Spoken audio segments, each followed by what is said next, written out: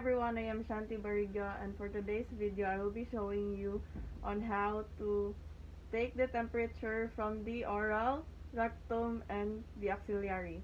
So first, we should all assemble the equipment because gathering all the equipment saves time, energy, and effort.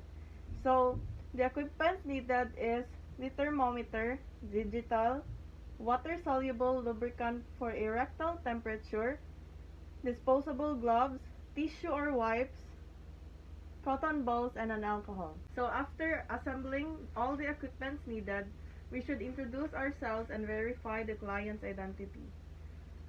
Hi ma'am, ako di ay si Nurse Shanti and I will be your nurse for today. And si Alita Mantos maka ma'am no? Sige ma'am, thank you. This is to give assurance to the client and verify the client's identity by checking the ID bond or bracelet to gather information. The next step is to explain what you are going to do and why it is necessary. So ma'am, kanang magkuha ko nimo temperature karon, kuhaan sa tika blood pressure, magkuha ko nimo vital signs, so okay ra ba na nimo ma'am? Sige ma'am, thank you. Providing information on what you are about to do fosters cooperation. We should wash our hands to reduce the number of microorganisms.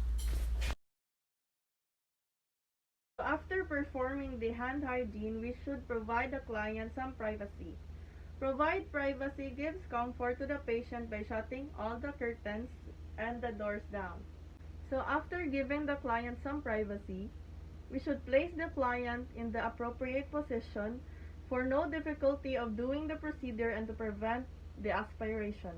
So the next step is to place the thermometer. When doing the oral temperature, disinfect the thermometer from bulb's end towards the battery cup. Place the bulb on either side of the frenulum. After using, disinfect the thermometer from the battery cup towards the bulb. For the rectal, apply clean gloves and instruct the client to take a slow, deep breath during insertion. Insert 3.5 centimeters in adults.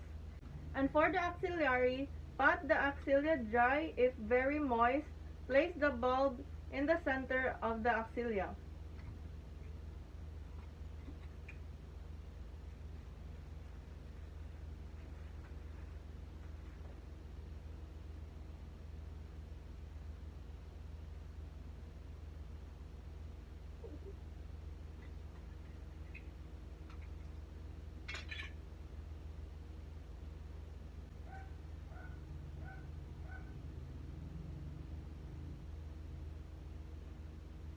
Measuring the body temperature is very important in medicine.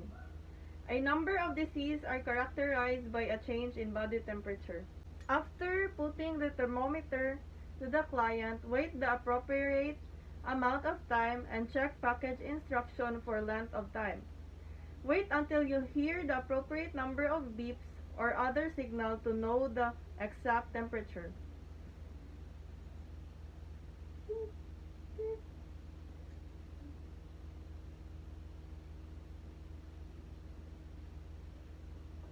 Remove the thermometer and discard the cover or wipe with a tissue if necessary.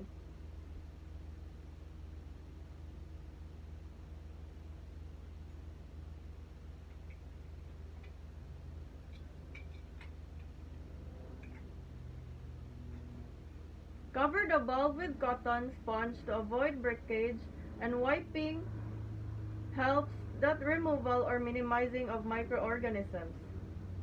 And after taking the temperature, document the temperature in the client record. Record the temperature and report any abnormalities if there's any.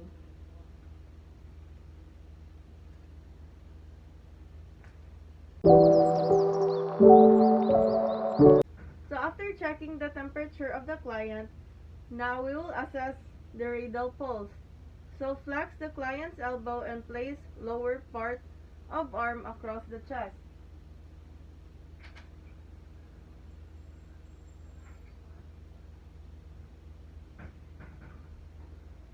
Placing client's hand over chest will facilitate lateral respiratory assessment. And after that, support the client's wrist by grasping outer aspect with thumb. Stabilizes wrist and allows for pressure to be extended.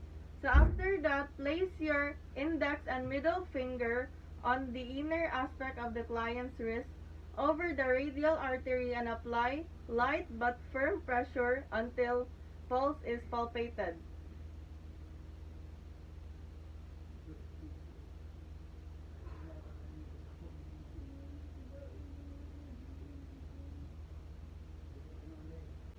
Identify pulse rhythm and pulse volume. Describe as normal, weak, strong, or bonding. We should count the pulse rate by using second hand on watch in 1 full minute.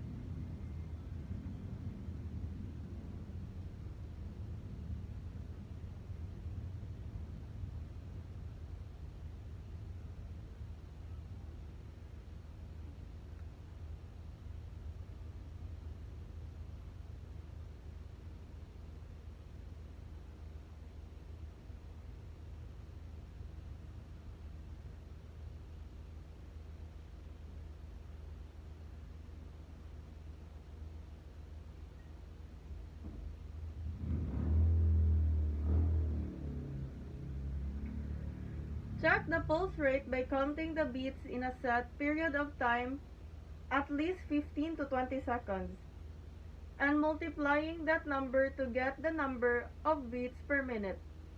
Your pulse changes from minute to minute. So, after checking the pulse or counting the pulse rate, document the pulse rate in the client's record.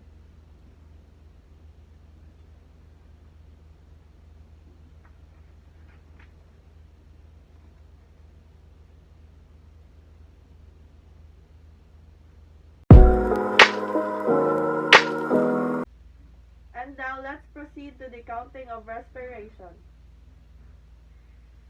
Place the client's arm across the chest and observe the chest movements while supposedly taking the radial pulse. This helps determine what constitutes a breath. Start counting with the first inspiration while looking at the second hand of the watch. Respiratory rate is 1 complex cycle.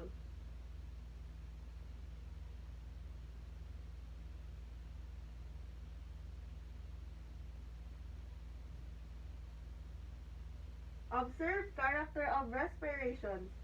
Depth of respirations by degree of chest wall movements, shallow, normal, or deep. Rhythm of cycle, regular or interrupted. Observe the character of respirations and the sound they produce and the effort they require. This reveals the volume of air movements into and out of the lungs.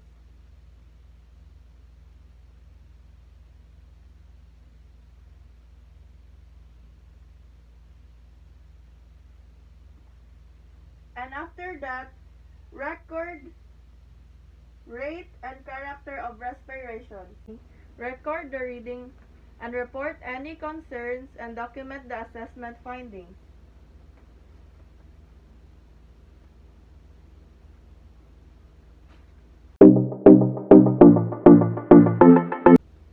And now let us proceed to the apical pulse rate.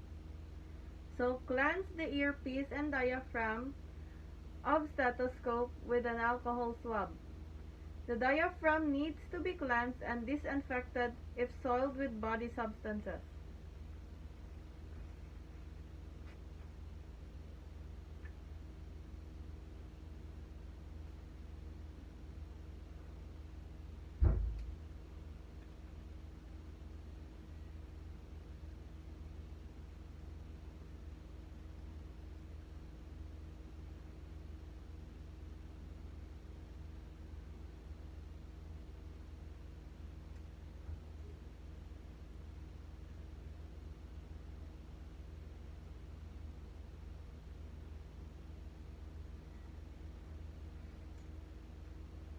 And after that, we should raise the client's gown to expose sternum and the left side of the heart. This is to allow access to the client's chest for easy positioning at the chest.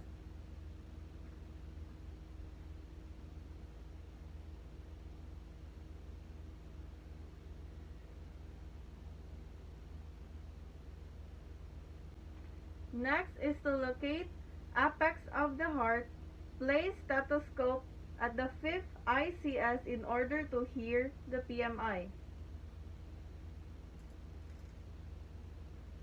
Identification landmarks facilitates correct placement of stethoscope at the 5th intercostal in order to hear point of maximum impulses, and it ensures correct placement of the stethoscope. Place the diaphragm of the stethoscope over the PMI and oscillate for sounds S1 and S2 to hear lub-dub sounds, movement of blood through the heart rate. We should inform the client that you are going to listen to his heart, instruct to remain silent. Providing information on what you are about to do fosters cooperation. So, ma'am, kanang dapat dili sa ta magtabi ma'am para madunggan ako imong heartbeat. Okay ra na ma'am? Sige ma'am.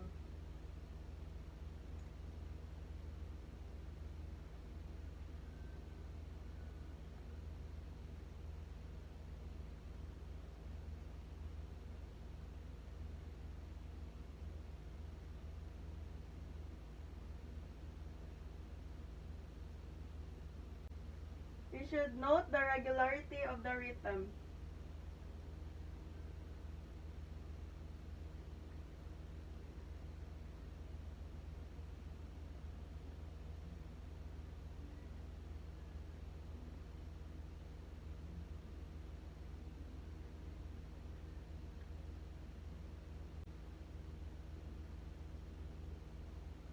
Start to count while looking at the second hand of the watch.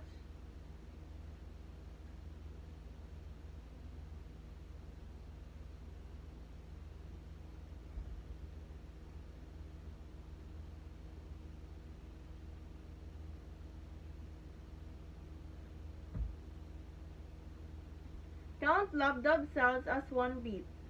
Count rate for a full minute. It ensures sufficient time. And after that, we should share our findings with the client. It promotes client health participation in care. So, ma'am, kanang okay ra imong heartbeat, kanang normal na siya. After that, we should record the findings, report any concerns, and document the assessment's findings.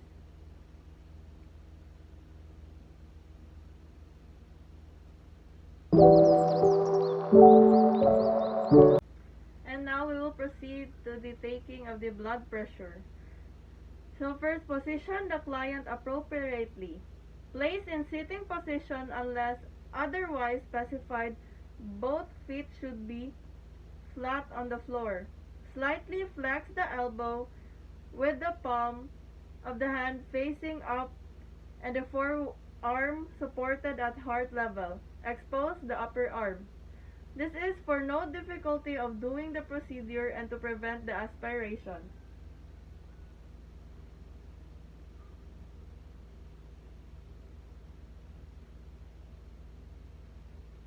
And after that, we should make sure that the bladder cuff is fully deflated and pump valve moves freely.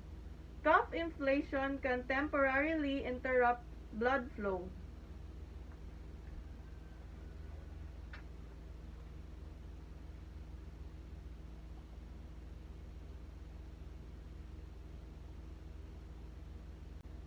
Locate the brachial artery in the antecubital space with the fingertips.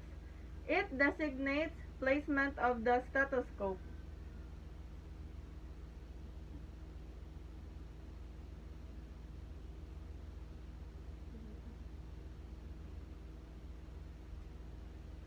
Place the lower border of the cuff approximately 2.5 centimeters or 1 inch above the antecubital space and apply the center of the bladder directly over the artery.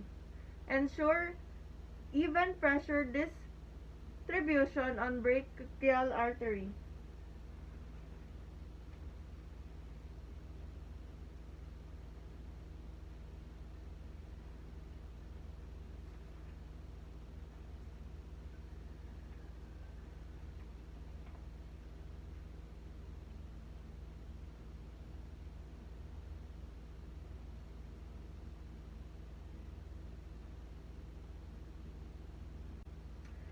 Now palpate brachial artery, turn valve clockwise to close and compress valve to inflate cuff to 30 mmHg.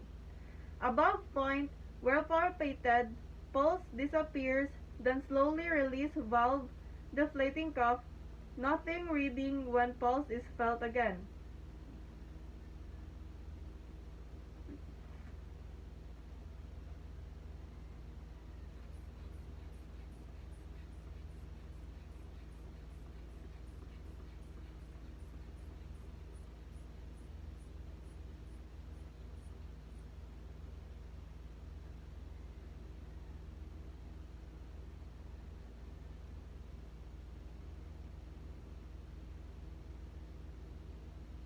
The palpatory method provides the professional necessary preliminary approximately of systolic blood pressure to ensure accurate reading. And after that, we should cleanse the earpiece with antiseptic wipes and insert the ear attachments of the stethoscope. Tilt slightly forward, ensuring the diaphragm hangs freely. The low frequency position of the stethoscope enhances sound transmission.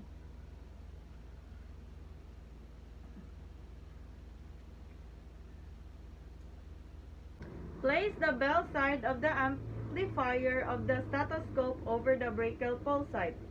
Sound best heard directly over the artery wedging the head of stethoscope.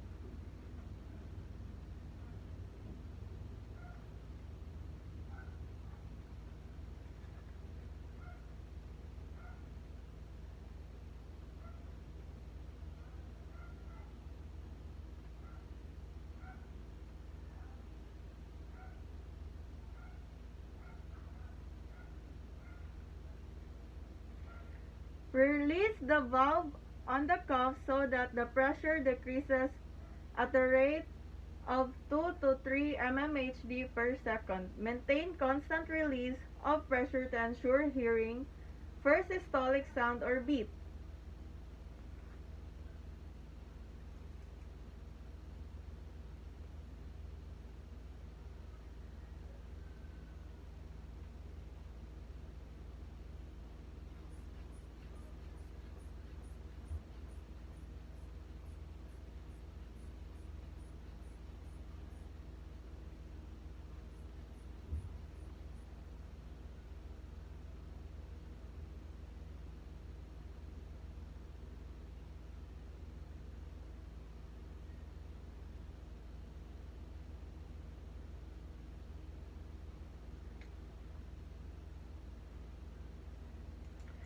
As the pressure falls, identify the manometer reading at Korotkov's faces. And after deflating the cuff rapidly and completely, we will now remove the cuff or wait 2 minutes before taking a second reading to release trapped blood in the vessel. And after this, we should inform the client of the reading. This promotes client health participation in health. So, ma'am, kanang normal ra imong blood pressure. So, wala kay angay ikagool, ma'am.